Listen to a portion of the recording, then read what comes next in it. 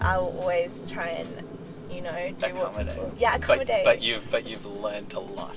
I'm learning a lot in the last 3 minutes. Welcome to the podCARst. I'm your host Darren Levy, and don't hate the player, hate the game. We've all heard the saying before. If you take the player out of the game's still going to go ahead. The adult industry is the oldest industry in the world, and throughout history there's been government, there's been religion, there's been communities that have hated the players of the game. In fact, they've even tried to dismantle the game, but it just won't seem to disappear. My guest today is adult superstar Ruby May, and I wanted to have a chat with her because particularly over the last few years, the rise of OnlyFans has driven an incredible amount of opportunities for people in the adult industry, and Ruby is an individual who grinds exceedingly hard. Pun intended. My TikTok's been deleted twice already and I got it back, thank God. And Instagram. Yeah, Instagram. Yeah, because when I first... Did I message you? I think I messaged you. Like 2 years ago. I think you thought I lived in the same city. Yeah, I think I was messaging... I was trying to find, people who did YouTube in Australia, or especially in Sydney, because there's, no one in Australia. It's so hard to find people, especially people that are willing to do a video with me when, a lot of people's audiences are not the same as mine. So I think I messaged you from my big account that had 1.3 million, which, was obviously so hard to get there, and then they deleted that. But it's actually been such a blessing in disguise. I was obviously upset at the time, but it's just one of those things that was bound to happen because all these big OnlyFans girls and porn stars and stuff were getting their accounts deleted. And even though I was so careful, I never showed a nipple, I never broke the rules. If you read the rules, I never did anything wrong. Yeah. But I just kind of was all right, I'm trying to think that everything happens for a reason, and it kind of just made me work harder on my other page, which I have now, which is a bit less, I think if you look at my page, I don't come across so much as a OnlyFans. On Instagram. Yeah, on Instagram. Yeah, no, totally. And on YouTube as well. I mean, don't get me wrong, there's videos here and there, which I totally understand. It's a marketing the funnel. try-on videos, which always do so much better. It's so frustrating because it's I do these videos, I put so much work into them, my editor works so hard, and then we do a bikini haul and it's a million views in a few days, and I'm oh. Yeah, and the editing is minimal. I feel you. It's frustrating, but I get it. That's why my Instagram name is famous for my personality, because I'm obviously not. It's actually I think. Whoa, sorry. That was not even you. He's a fellow Uber driver. Oh my God. That's what we do. Weekend drivers are so annoying. They're the worst. Yeah, well, no, they don't give a fuck. The fact that you're able to grow socials in the way that you grow them is genuinely inspiring, and I don't mean that in a cheesy way. More so because I know how hard it is to grow an audience, and there's yes, you can rely on viral videos, which obviously everyone wants a video to go viral, but it's your content output, and I'm just fuck man, if you've been doing it for actually honestly, if you've been doing it for longer than a year, I'm and you still have the capacity to just put shit out, I'm I respect that highly. There's really not many people that really get it. They obviously just see it as easy, but the level of content, especially on TikTok, they say doing 3 videos a day minimum is good for TikTok, which is just ridiculous. When I started, I was doing 6. But I just take clips from YouTube. So it's easy, the content's there. I'm not creating it. I'm just kind of curating it for that. But it's still work though. It's still effort. People don't appreciate it at all. Even for me, a lot of my viral videos is me standing there, in a low cut top, being dancing stupid things. But it's what's behind that, and also where it took to get to that point. Yes, now I can do a video like that and it goes viral and makes people go to my OnlyFans, and I've been making really good money, especially this month. It's been fucking ridiculous, which is amazing. But people will come and be that's just, I wish I had something that was so easy, blah blah blah. And by no means are we saying that we're fucking surgeons, we're not doing the Lord's work, but at the same time, it's not just the matter of just sitting there and doing stuff. I used to work in pubs out at Campbelltown and get abused and shouted at and leave my shifts crying with a $20 tip and nothing else, and it's where you've come from to get to this point, I suppose. 100%. You can't. It's very much one of those don't hate the player, hate the game kind of thing. There's supply and demand. You're doing what you got to do. People seem to fucking hate I assume I can swear, by the way. I was like, wait a second, am I allowed to swear? Of course. Yeah. I realise how much I swear since I've lived in Australia. It definitely, 100%, there's a culture to it. It's frustrating a lot of the time to hear people say it's easy, or like, oh, I would do it, but I just wouldn't because of this. It's like, well, yeah, but that's what makes it hard. Like, knowing that there'll be stuff out there of me forever, and it will definitely prevent me getting certain types of jobs, and it can like make relationships difficult. It's made family relationships difficult. Like, there are parts of it that are hard. Like, yes, what I'm doing is physically not hard, and technically anyone could do it, but why aren't you doing it then? But you're not worried about getting a job in the future. Like No. that's why you're doing what like you got to do now. Because I think I heard you say, it might have been in that Q&A or in some one of your pieces of content, that it's kind of like an athlete. You kind of do your years up to, I don't know, when you're 30, 35, and then an athlete might not have the body that's able to do it anymore. Mm-hmm. To be honest, You've got to smash it out and like make the money, invest it, and then leave. And like there's a longevity to it. Personally, I think like MILF kind of content, I just think it just kind of keeps going I'm stepping very fast into the MILF category. People say that to me. I'm like, oh my god. You're going to have a kid. Yeah. Darren from Audio Production here. In a Q&A on Ruby's channel, she came out as bisexual, and recently she's actually realized that she's pansexual. But I'm curious to know how this may impact her work. This is a very ignorant question, but like, can you just explain pansexual to me? Yeah, so I no, don't sound like an idiot. It's good. I always thought I was bi because it's just liking girls liking boys. But pan kind of more includes everyone. So number one thing about pan that I would say is that it includes like, it's just more inclusive of like, Isaac would hate this, of like non-binary people, trans people, and just kind of everyone. Because for me, I think the number two thing is that it kind of is being attracted to people, like not for what's between their legs or like masculine, feminine, whatever. Like, it's just the person and their personality and who they are. Like, for me, I've been in relationships with girls and guys, and I just like genuinely don't like feel, I'm not like in my head, oh, like because I'm dating a girl. It's like genuinely just a person to me, which totally. I don't know. I think I'm really grateful that I am pan, because I think it gives me a lot more options of people, and like I kind of don't like look for anyone specific. It's just if I get on with someone and I like click with them. Interesting. So is it fair to say then that you kind of like start with personality then rather than starting by physical? Yeah, I mean, look, I still obviously, I'm not going to sit here and be like it's purely personality. I don't have to be physically attracted to them. No, but it's a starting point. Yeah, like definitely. And like obviously I still have my like, I guess, type of what I like in looks, but it doesn't come really down to, you know, anything to do with what makes you a man or a woman at all. It's kind of more just what you're like as a person. And I think as it goes, often I connect better with women just because women tend to understand my job a bit better and understand, you know, the experience as a woman rather than men a lot of the time. Less judgment from women than men? Yeah, for sure. But I mean, having said that, obviously I've met heaps of men who are just completely amazing with what I do and try and understand it and listen as much as they can, which is really good. Very diplomatic answer. And like, don't kick me out of your heart. I'm not going to kick you out of my car. No, like, I'm definitely not one of those ones that would be like, I hate men. Because every time I say anything remotely negative about men, I get 100 comments being like, but without men you wouldn't make any money, blah, blah, blah. And I'm like, I know that. I don't hate men. Like, I don't. I have an amazing relationship with my brother. He's a guy. I'm friends with heaps of guys. Like, it's not that at all. But people just love to jump in there and be like, you hate men. You're a man hater. Do you know what I've noticed? Because like most of the people that I pick up on the weekend are kind of in that like 18 to 22 age bracket. Like they're the people that watch my videos. So there's maybe this is a Gen Z thing, or maybe it's just like people like when we're in our 20s. Because I know I've done it a lot as well. It's like speaking in hyperbole. It's like people that say like I hate men or like.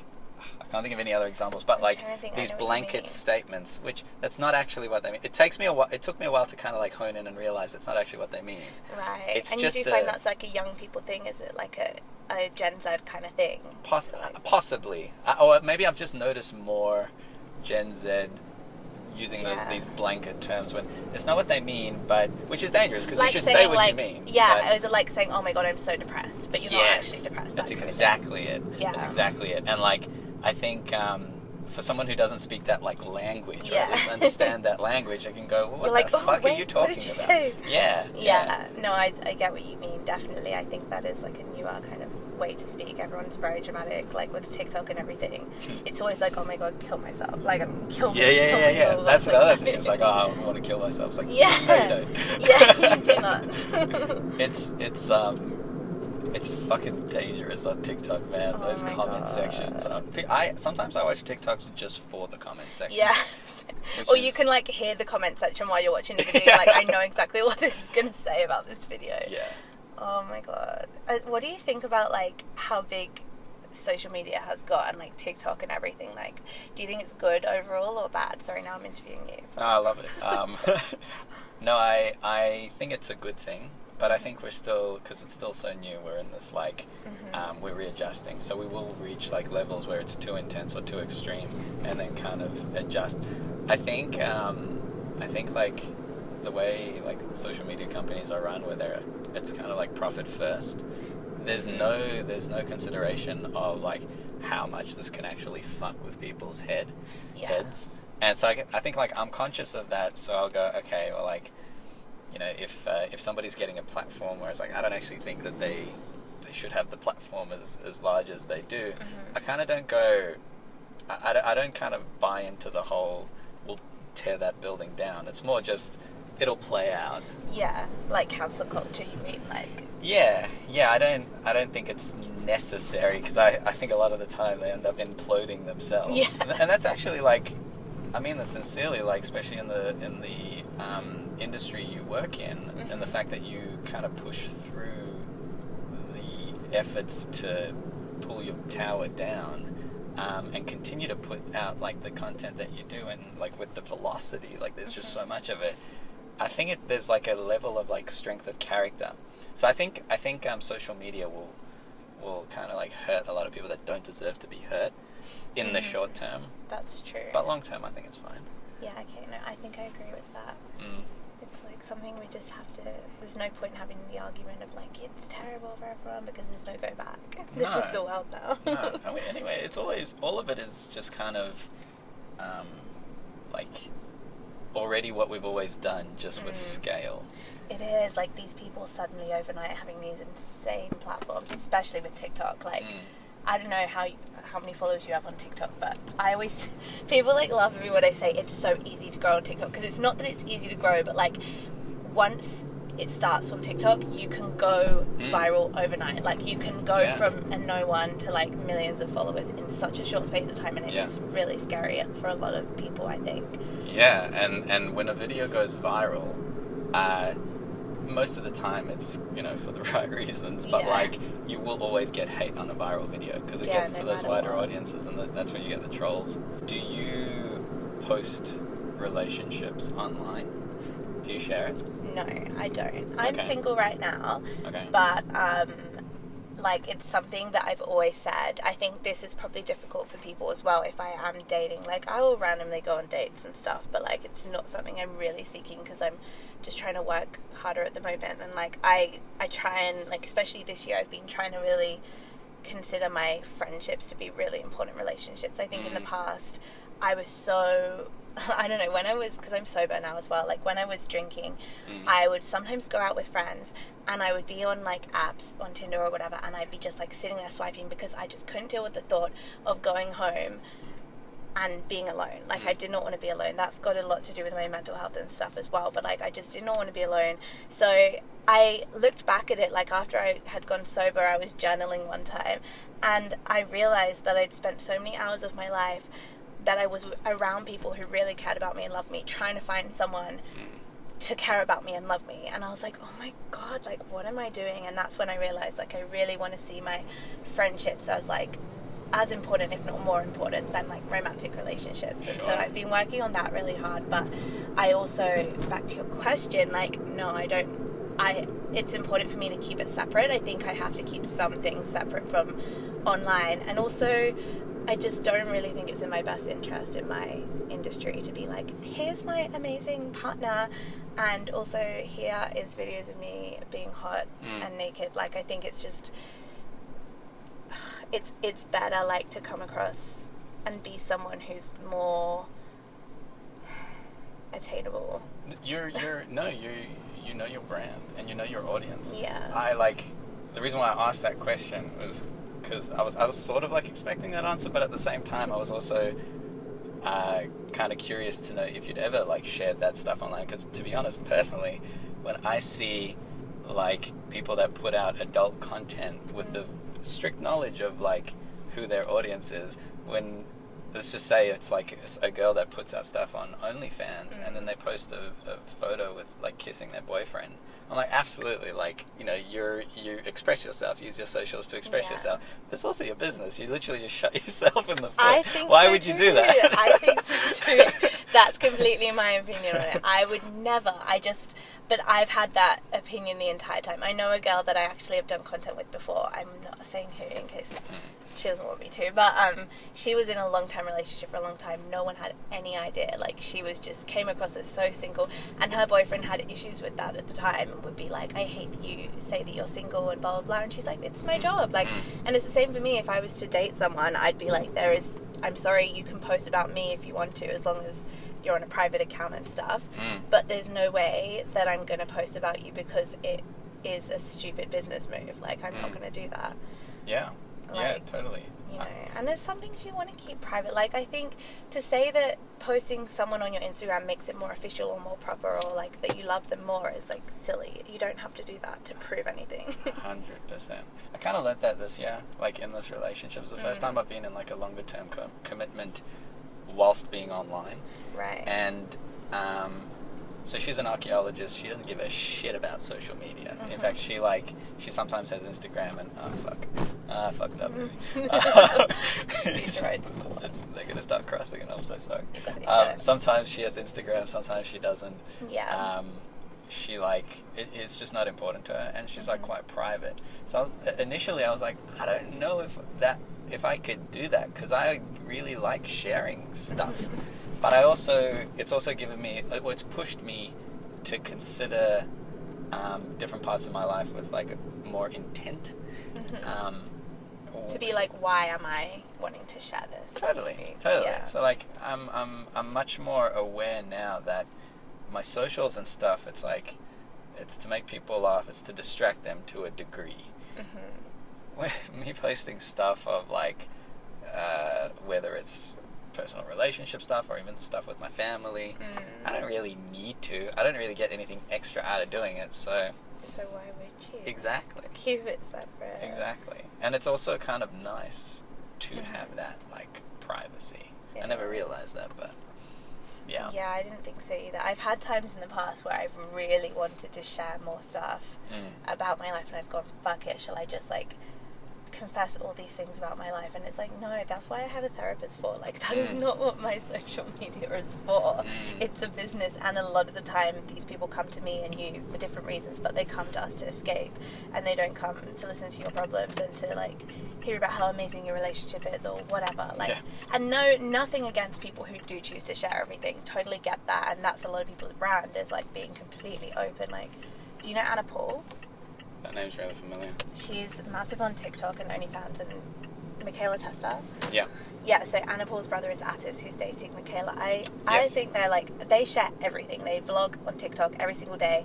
They have heaps of controversy, like people don't like them or whatever. But I love Anna Paul in particular because she's just like, does amazing and just shares everything. But a lot of people hate it.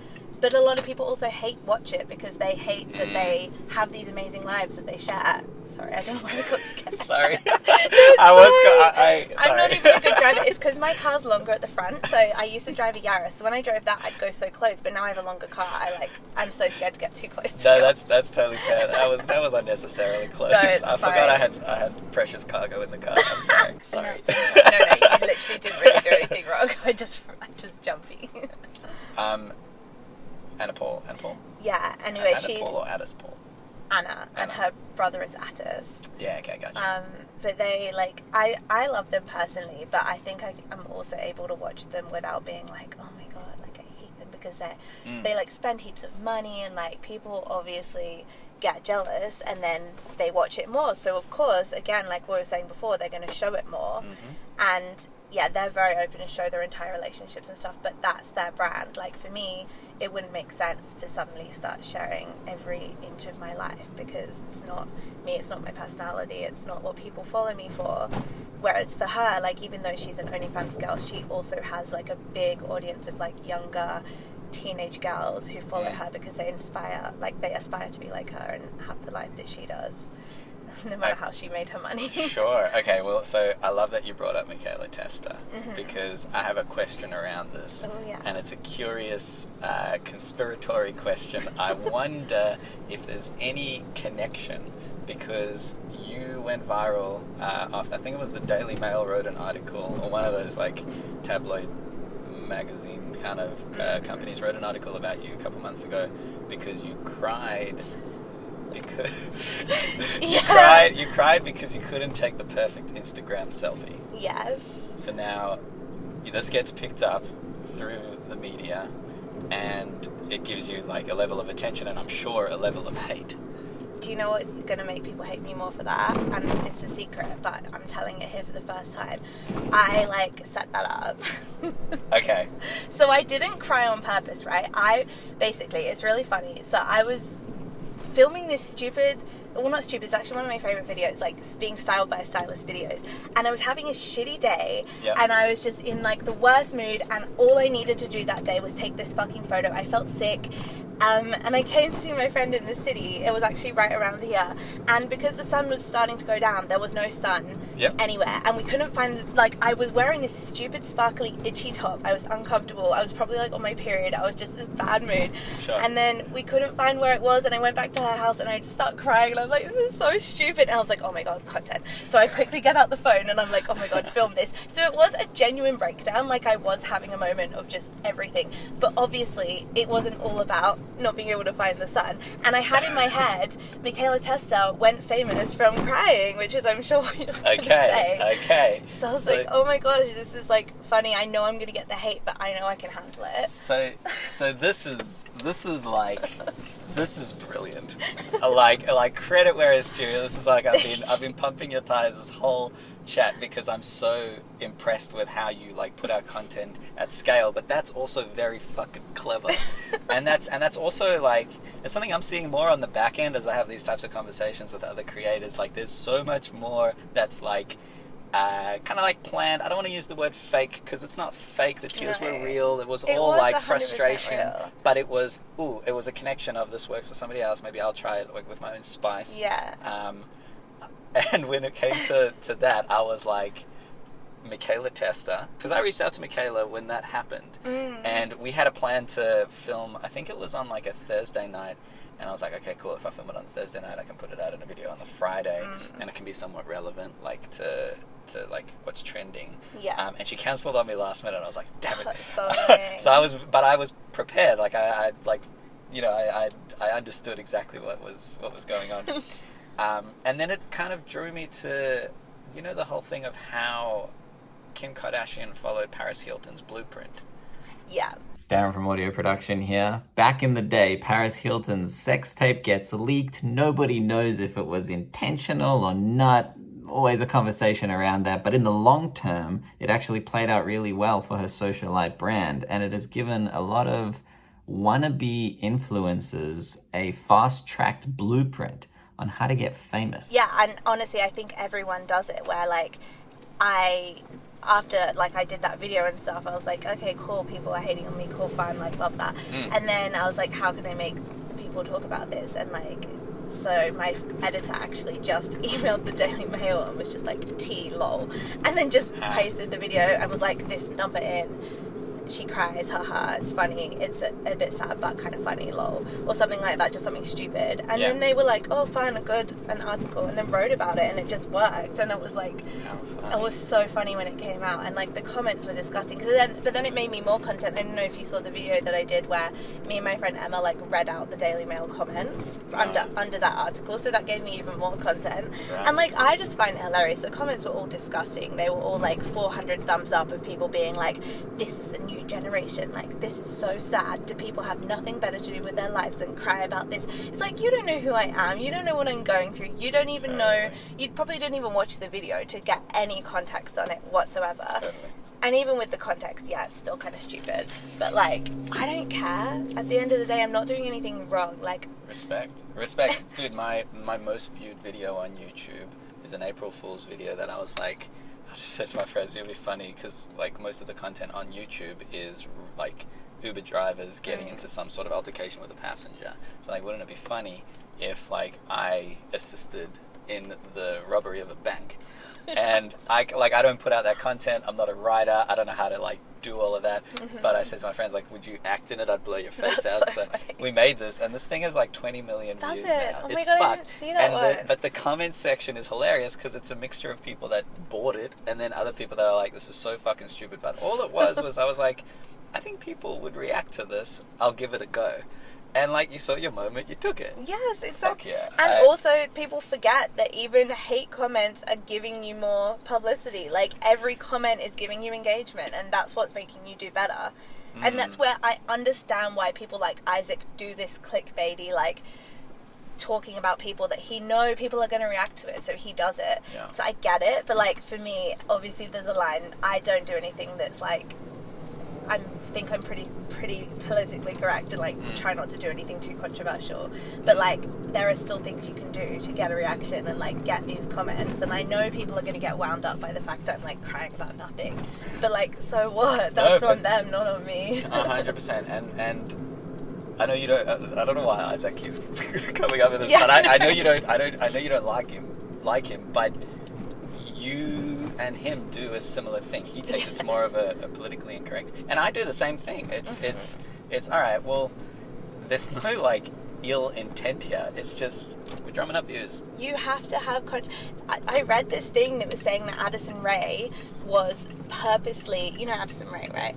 Yeah, obviously, like, one of the biggest TikTokers ever. Apparently, she was purposely wearing ugly fucking outfits to get publicity, and it wasn't working because every time she posted TikTok, she's wearing this, like, weird, ugly outfit, and everyone comments on it. It's like, of course, and I think the key is having. I spoke to my editor about this. She's like, we don't want to do, like, big controversies, but you need to have, like, small controversies that are not, like, incorrect. Like, obviously, I'm very strict with my boundaries of what we could do. I could do some big controversial things if I wanted, and I'm not going to do that. Yeah. Especially, like, I think people like Isaac get away with a bit more being a white straight man, I have to say. Do you reckon? Yes. I think he gets away with it more because of that, and because of a lot of his viewers are the same. Like, that's who they are. But I think for me, I don't know if I'd get away with stuff as much. But also, I don't want to. Like, I'm happy to just do small little things that, like, give people a reaction, and then it makes you more relevant. And for me, being more relevant is good because then I get more publicity and I make more money and I can do this and then stop doing this when I don't want to do it anymore, I think. Question. Completely unrelated. Did you have any... actually, what kind of school did you go to when you were younger? I went to, like, a normal average school, and then I did go to private school for, like, 7 years. Was there any like religious side to the school? A bit. Like, my school I went to the last 2 years, we had to go to chapel on a Sunday every 2 weeks, but I'm super non-religious, so that was a bit weird. But in England, it's like, I went to private girls' school for the first 5 years, and it was, like, kind of religious, but not, like, why? No, I'm always curious about people's religious upbringing. I was brought up very, very atheist, like, not spiritual whatsoever. But I went to this school where they, like, tried to force me to do a blessing at Easter where they do this, and I was like, what?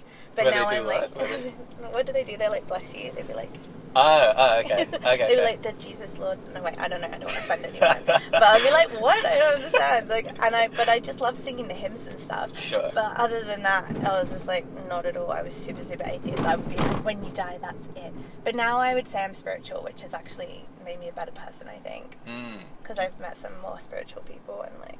So is it kind of like you pushed away from it for a certain point, and now you're not pulling it in, but you're, like, picking and choosing what makes sense to you. Yeah, for sure. I'm not saying like I don't believe in a god or anything, but I like to talk about the universe and like try and think about karma and things happening for a reason, and like not for any reason other than it helps me be a better person. Like not because I want to push that on anybody or whatever, or because I want to go to a better place when I die. Just more so I be a better person now rather than get to a better place in the future. Sure. So I was born Jewish. Oh, really? And cool. I went to a Jewish school. I had a, you know what a bar mitzvah is? Yeah, is it like a kind of like a baptism? Well, it's like a communion. Right. I think it's like the Jewish version of a communion. And I had like quite a religious thing around that. Do you eat halva? Challah? Is that what it is? Like the sesame paste stuff? Or the bread, the kneaded bread? Oh, no. I'm thinking of this like... In Bondi Junction Woolies, there's a really big...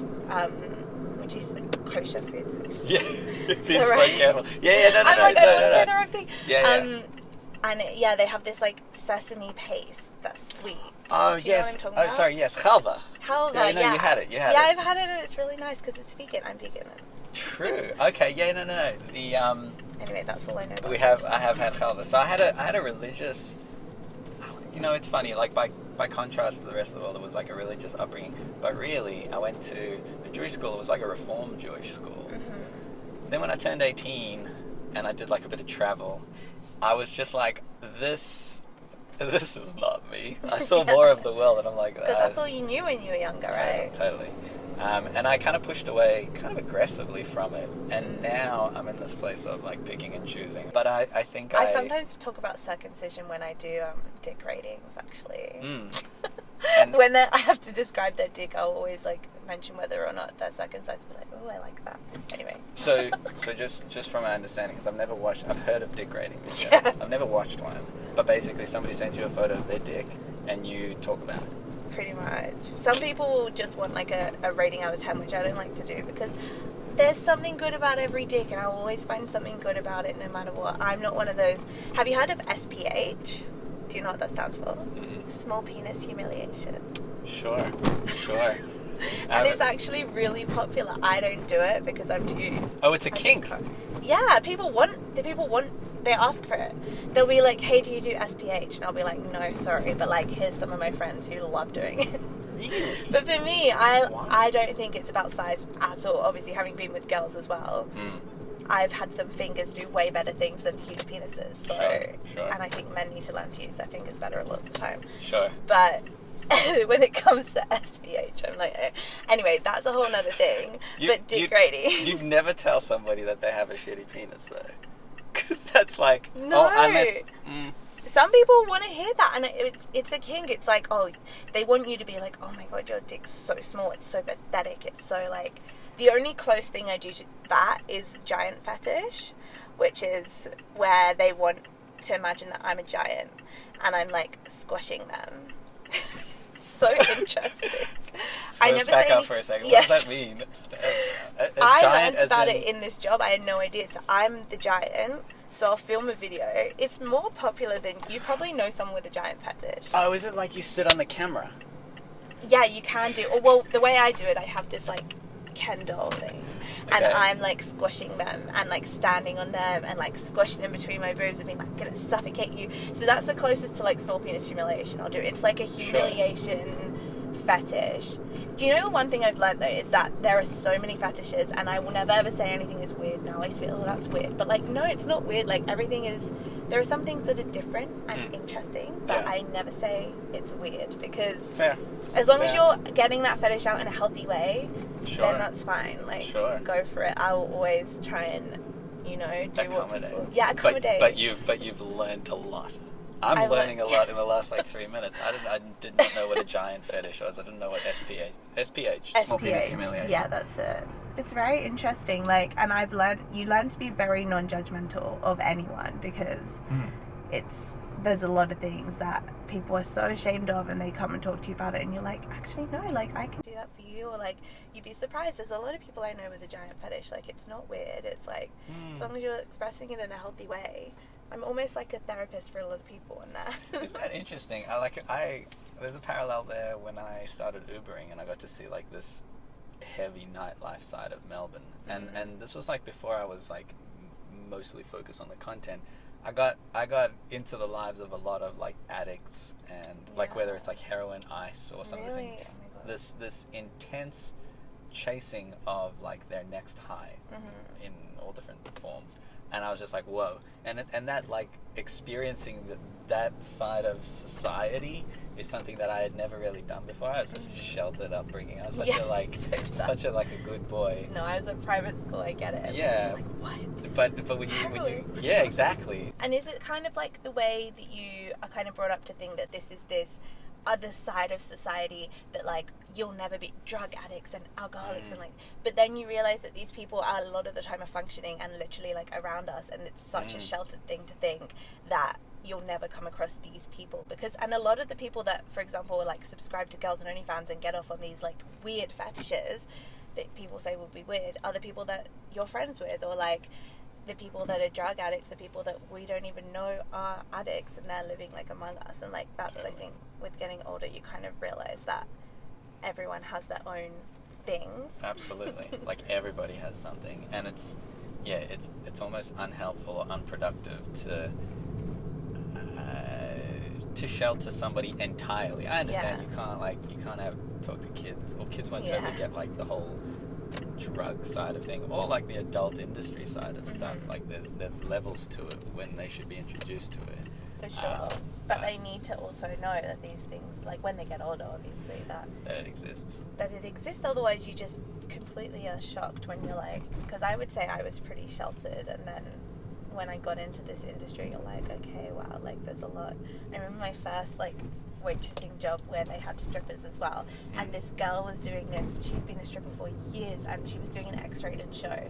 I didn't know what that meant. I was like, okay, cool. And the next minute she's like lying on her back shooting a dildo across the room out of her vagina. Like she had the strongest vagina muscles I've ever seen in my life. She'd like get the guy to stand down the hallway of the Meriton and like catch the dildo that just shot out of her vagina, and I was like, oh my God, that's awesome. I want to see that. It was so impressive. Is she still like I don't know, she's probably still doing it. Hi, if you're out there. Don't remember her name, but it was so impressive.